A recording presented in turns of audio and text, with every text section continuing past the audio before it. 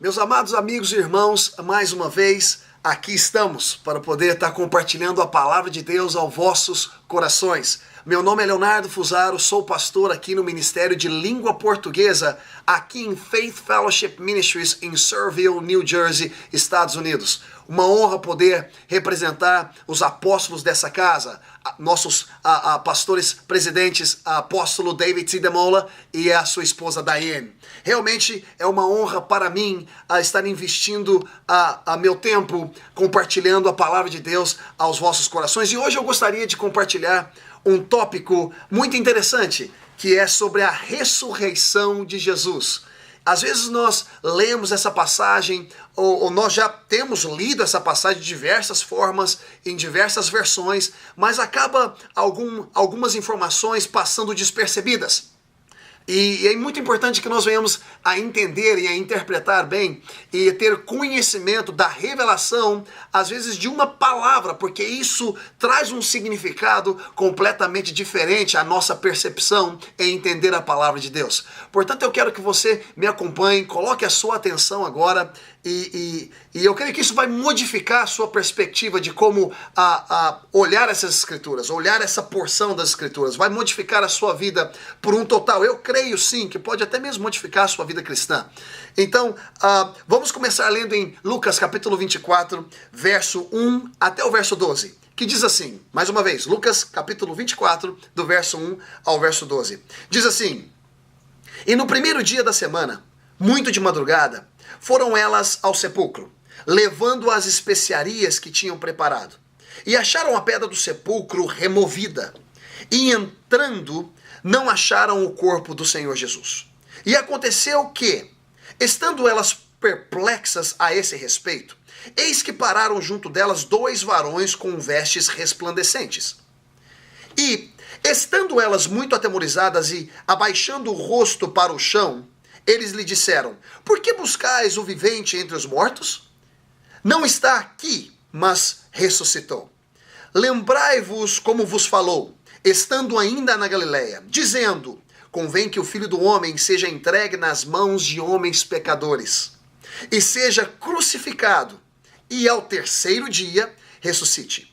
E lembraram-se das suas palavras. E voltando do sepulcro, anunciaram todas essas coisas aos 11 e a todos os demais.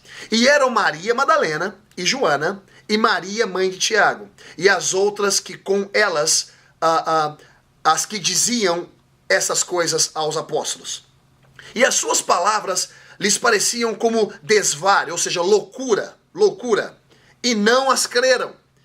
Pedro, porém, levantou-se, correu ao sepulcro e, abaixando-se, viu só os lenços ali postos e retirou-se admirado consigo acerca daquele caso. Agora, essa mesma passagem, mas em num outro evangelho, o evangelho de João, segundo João, relata dessa seguinte forma: E no primeiro dia da semana, Maria Madalena foi ao sepulcro de madrugada, sendo ainda escuro, e viu a pedra tirada do sepulcro. Você vê que aqui, na versão de João, ele relata só Maria Madalena. Na versão de Lucas, ele relata Maria Madalena, ele relata Joana, e ele relata Maria, mãe de Tiago. Aqui, em João, só Maria Madalena. E diz aqui em Lucas que foi pela madrugada.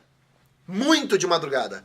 E aqui, João fala que estava escuro, bem escuro. E viu a pedra tirada do sepulcro. Correu, pois, e foi a Simão Pedro e a outro discípulo a quem Jesus amava e disse-lhes. Aqui na versão de João, não foi só Pedro que foi, mas foi um outro discípulo que a Bíblia não relata o nome, mas a quem Jesus muito amava. Aqui nós podemos pensar que era essa pessoa, era esse apóstolo, essa pessoa, João. Era Pedro e João. Por que nós podemos pensar dessa forma? Porque olha só, levaram o Senhor do sepulcro e não sabemos onde o puseram. Em seguida, nessa passagem diz, mas antes o porquê falei, correu, pois, e foi a Simão Pedro e ao outro discípulo a quem Jesus amava e disse-lhes, levaram o Senhor do sepulcro e não sabemos onde o puseram. Então Pedro saiu com o outro discípulo e foram ao sepulcro. E os dois corriam juntos, mas o outro discípulo correu mais apressadamente do que a Pedro e chegou primeiro ao sepulcro. E por isso que nós pensamos que era João, porque João era novo. João podia correr mais. Agora, na continuidade diz assim, e abaixando-se viu no chão os lençóis. Todavia não entrou. Chegou, pois, Simão Pedro, ou seja, João chega, ou esse outro apóstolo chega, esse outro discípulo chega, e ele não entra, ele só viu os lençóis, mas Pedro quando chega, ele entra diretamente. Então chegou, pois, Simão Pedro, que o seguia e entrou no sepulcro, e viu no chão os lençóis, e que o lenço que tinha estado sobre a cabeça de Jesus não estava junto com os lençóis, mas enrolado num lugar à parte. É interessante que João é mais detalhista quanto aos lençóis. Lucas não relata que havia os lençóis e que havia o lenço que forrava, que estava sobre a cabeça de Jesus, separado à parte. Mas João relata sobre isso. João fala acerca desses dois aspectos, podemos falar assim. Então entrou também um outro discípulo que chegara primeiro ao sepulcro e viu e creu, porque ainda não sabiam a escritura que diz que era necessário que ressuscitasse dos mortos. Qual que é o meu ponto aqui? O meu ponto é que Lucas relata que Pedro foi, que não havia o outro discípulo. Ele não relata que havia o outro discípulo, não significa que não havia. Ele simplesmente relata Pedro. E que quando Pedro chega, ele vê os lençóis ali, ou seja, o corpo de Jesus não estava. Agora, em João fala que estava Pedro, estava uma outra pessoa com Pedro, que nós pensamos que é João, porque é jovem, chegou mais cedo, correu mais rápido, e é o discípulo, ou seja, era quem Jesus tinha muito apreço por ele, tinha muito amor por ele. Mas quando ele chega mais rápido, ele não entra. Eu acho que como muito jovem, com medo de algumas coisas. Mas Pedro, com a gana dele, com a personalidade, com o temperamento que ele tinha, ele chega entrando.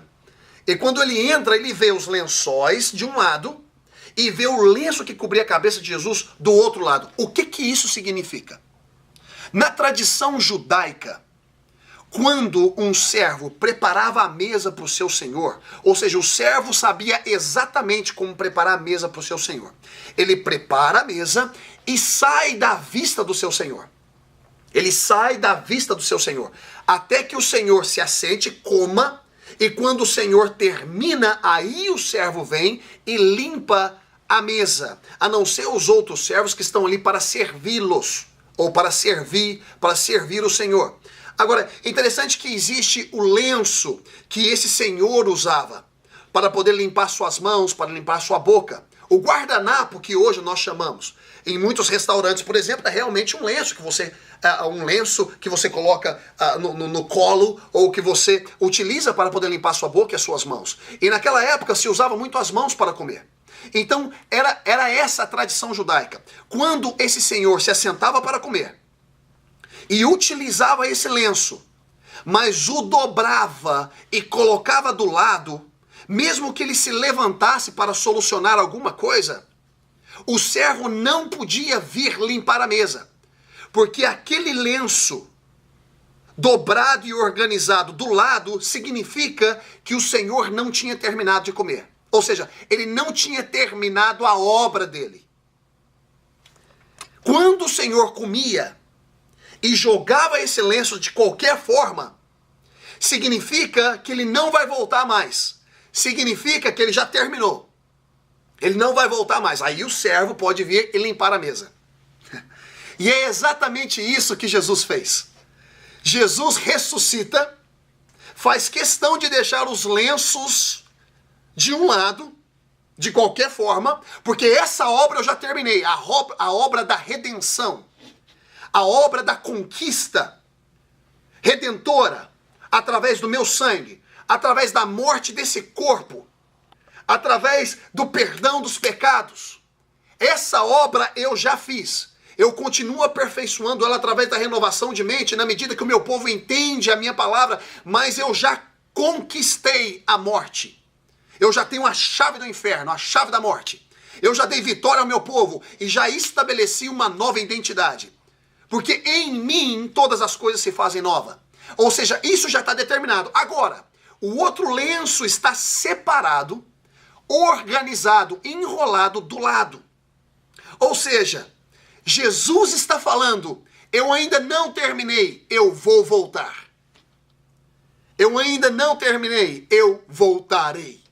E é assim que a igreja vai ver Jesus. Ele vai vir até as nuvens, e no soar das trombetas, ou no piscar de olhos, a igreja vai ouvir, a noiva vai ouvir a Jesus. E nós vamos nos encontrar com ele. E ali nós vamos passar um tempo na bodas do Cordeiro. E depois nós vamos voltar com Jesus. E no Monte das Oliveiras, Jesus vai pisar, e aquele monte vai se romper da glória de Jesus. E a igreja, a noiva dele, vai descer juntamente com ele, ataviada com o noivo, e vai reinar durante 1000 anos. Reino de paz, um reino de gozo, um reino de prosperidade. Portanto, Jesus está voltando. Se isso serve de consolo para você, eu creio que sim, deveria servir de consolo para você. Que Jesus está voltando para poder arrebatar a igreja dele. Ele ainda não terminou. Ele deixou o lencinho do lado que cobria a cabeça para falar e passar essa voz para nós hoje. E aqueles que hão de vir nas próximas gerações. Eu estou voltando. Mas a verdade é, não fique muito preocupado com essa questão para o céu, porque eu vou para o céu, porque eu vou para o céu. Não. Se você prestasse atenção nas almas que estão lá fora, precisando ouvir de Jesus, você não estaria com tanta pressa para ir para o céu. O céu já é uma realidade para nós. Eu já vejo Jesus. Você já pode ver Jesus e contemplá-lo na sua vida, com toda certeza e convicção. Você já pode sentir a presença dele. Você já foi chamado para esse reino de glória que é o reino de Deus. Você já pode caminhar como um rei. Você já pode caminhar com a certeza de que você é filho. Você já pode caminhar com a certeza que você é herdeiro. E tudo aquilo que Jesus conquistou é seu também. A bênção de Abraão hoje flui nas suas veias. A bênção de Abraão hoje flui na sua vida. Flui na sua família. Eu declaro em nome de Jesus que você é altamente favorecido e abençoado. Jesus está voltando, sim. Mas sabe de uma coisa? Se concentre em pregar o evangelho de Jesus Cristo e preparar os corações para a volta de Jesus. Que Deus te abençoe. Eu espero que isso tenha te ajudado. Espero te ver em uma próxima oportunidade. God bless you.